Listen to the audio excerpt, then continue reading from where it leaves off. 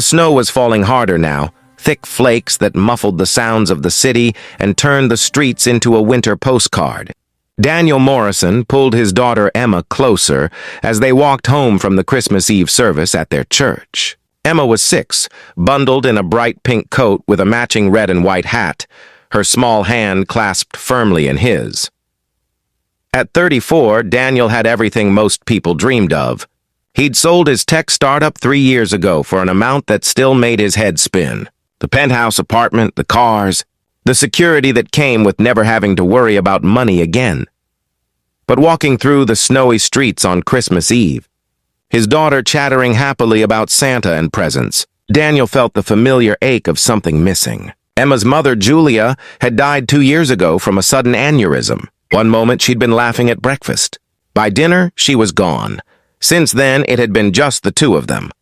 Daniel and Emma against the world. "Daddy, look at all the pretty lights!"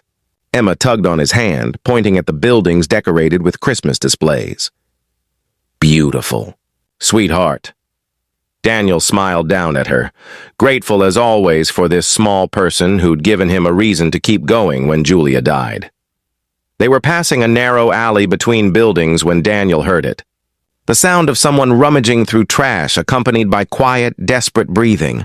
He almost kept walking. It was Christmas Eve. They should get home, have hot chocolate, read Christmas stories by the tree. The last thing Emma needed was to see something upsetting, but something made him stop. Made him look. In the alley, barely visible in the dim light from a street lamp, a young woman was searching through a dumpster. She wore what had once been a nice dress, cream-colored with a delicate pattern, but it was torn and stained now. Over it, she wore a gray hooded sweater that was more holes than fabric, with obvious patches sewn on. Her blonde hair hung in tangles around her face, and even from a distance, Daniel could see she was shaking from the cold. She clutched a notebook against her chest with one arm, while using the other to dig through the trash. She found something, a half-eaten sandwich maybe, and pulled it out with a sound that was almost a sob of relief. "Daddy, why's that lady looking in the trash?" Emma's voice was small, confused. The woman's head jerked up at the sound. She looked at them with wide, frightened eyes like an animal caught in headlights. In the lamplight, Daniel could see she was young, maybe late 20s. Her face was gaunt, hollow with hunger, but there was something refined about her features. Intelligence in those fearful eyes. "I'm sorry," she said quickly, clutching the notebook tighter. "I'm sorry. I'm leaving. I'm just—" Her voice was hoarse, raw but educated. The accent of someone who'd once had a different life. "Wait," Daniel said gently. "Please don't go."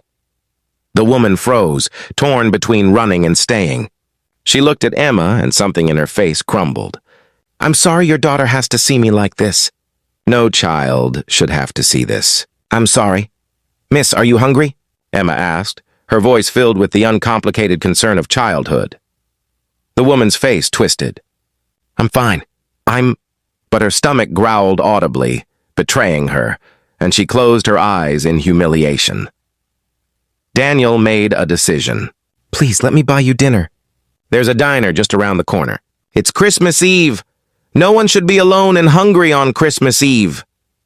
"I don't need charity," the woman said, but her voice shook. "I'm fine. I just need—" She looked at the sandwich in her hand, and Daniel saw the moment her pride broke. Tears slid down her dirty cheeks. "I'm sorry. I'm so sorry. I used to be someone. I used to matter. I don't know how I got here." "You still matter," Daniel said firmly. "Everyone matters, please, just dinner. That's all. My name is Daniel, and this is my daughter Emma." The woman looked at Emma again, at this small child bundled in warm clothes, safe and loved. "My name is Claire," she whispered, "and I haven't eaten in 3 days." The diner was warm and bright, decorated with tinsel and a small Christmas tree in the corner. The hostess looked uncertain when they walked in, clearly uncomfortable with Claire's appearance, but Daniel's expression brooked no argument. They slid into a booth, Emma between Daniel and Claire. Daniel ordered hot chocolate for Emma, coffee for himself and Claire, and told Claire to order whatever she wanted.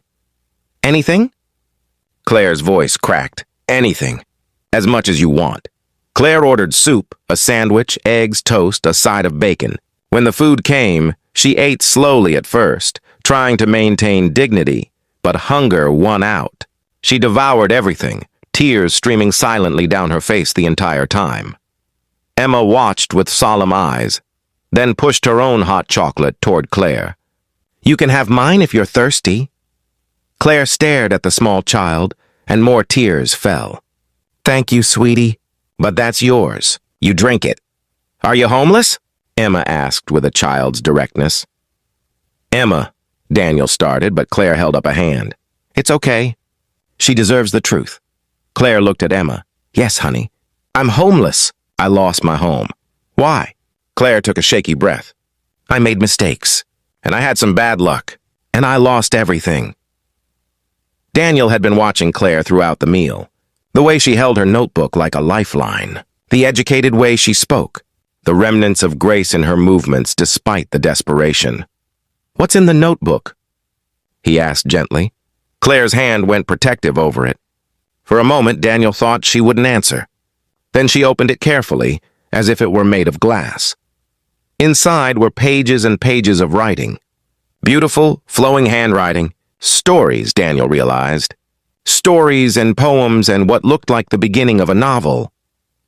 I was a writer, Claire said quietly. I'm a writer, I guess, even if no one will ever read my work. I was finishing my MFA at Columbia. I had a teaching assistantship, a small apartment, a future. Her voice broke. Then my mother got sick. Cancer. I used all my savings helping with her medical bills. Dropped out of school to take care of her. She died 6 months ago. I'm so sorry, Daniel said, meaning it.